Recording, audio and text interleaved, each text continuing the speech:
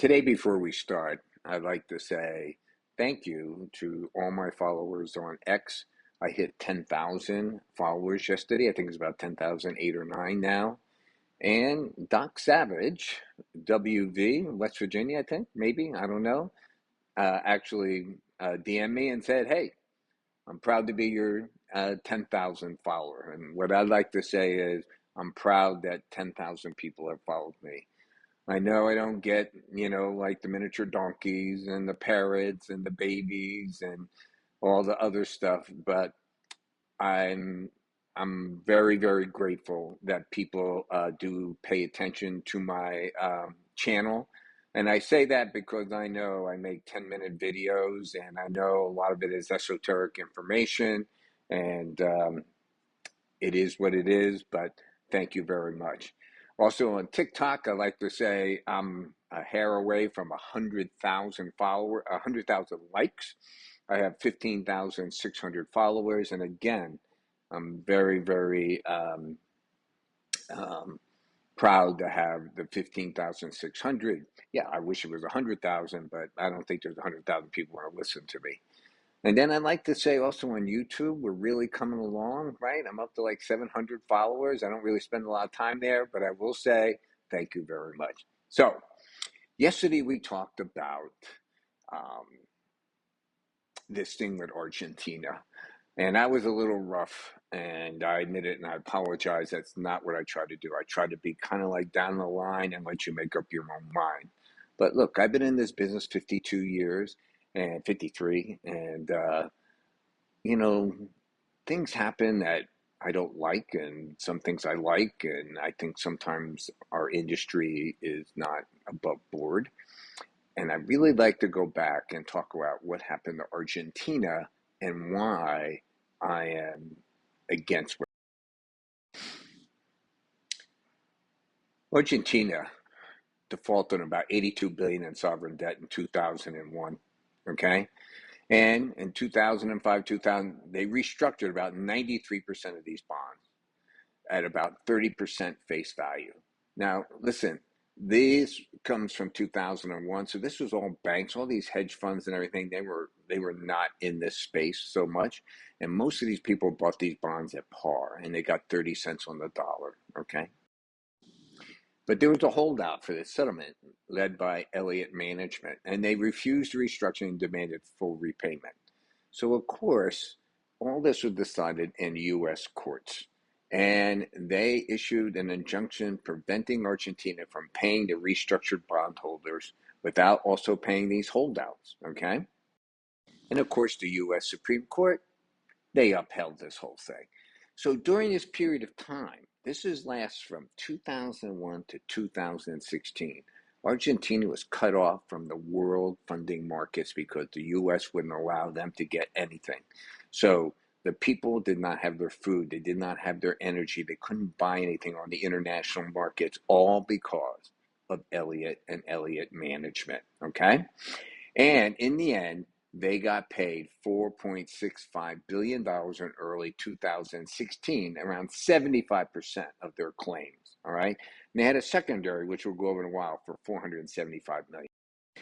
So they sit here and they say Elliott made hundreds of millions, possibly billions in profits from this. Well, guess what? It was more than billions. Because Elliott held up a country for 16 years and he paid 6 cents on the dollar for his bonds. 6 cents. All right. He paid a total of $48.7 million and got paid $4.65 billion by holding up the country for 16 years. This is what we're doing. Okay.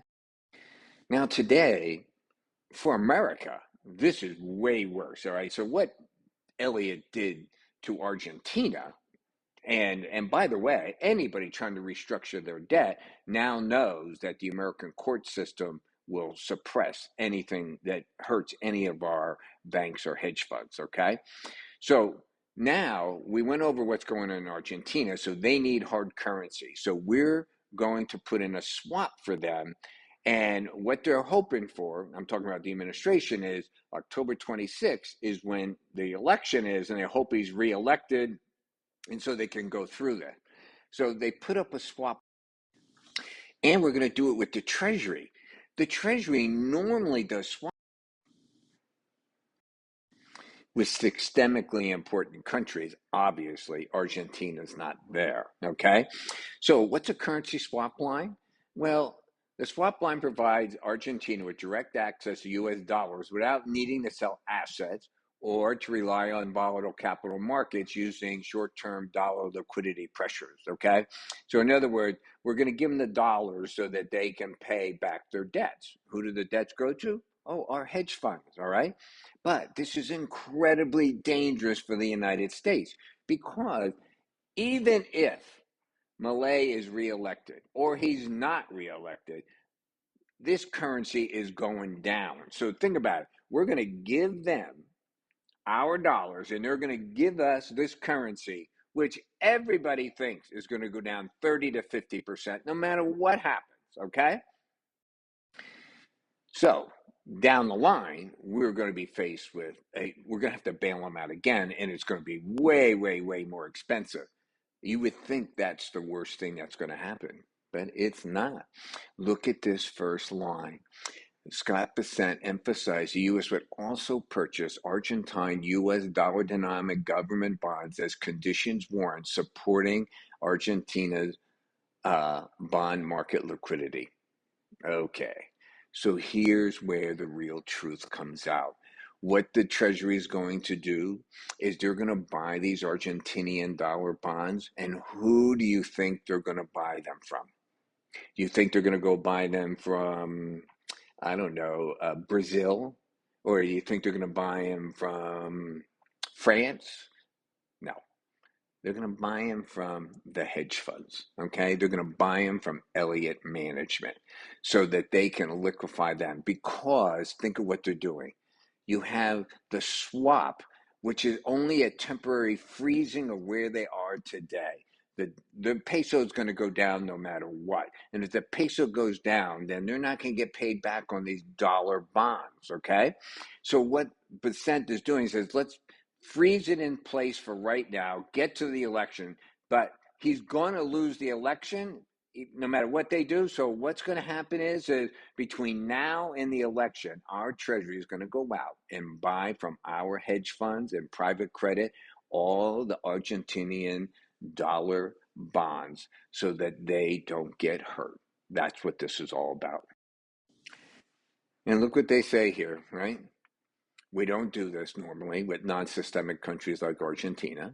The swap line will be temporary, likely be temporary, conditional on economic policies and efforts to stabilize the market. It isn't, okay? And political concerns remain, both domestically, because the American taxpayer funds an impact on sovereign autonomy. So, what does this mean to you and me? Well, the Treasury, Scott Bessent, and they literally say in the article, on direct orders from Trump, because they want Milley to be reelected because he's a libertarian right winger, which is what they want in there. And so they're willing. And look what Trump said: we're going to support you so that people know that we want you to be the next president. This is what this is all about. But here's the problem: they can't. The peso is going to go down no matter what. And it's right on the verge of virtually collapsing. Okay.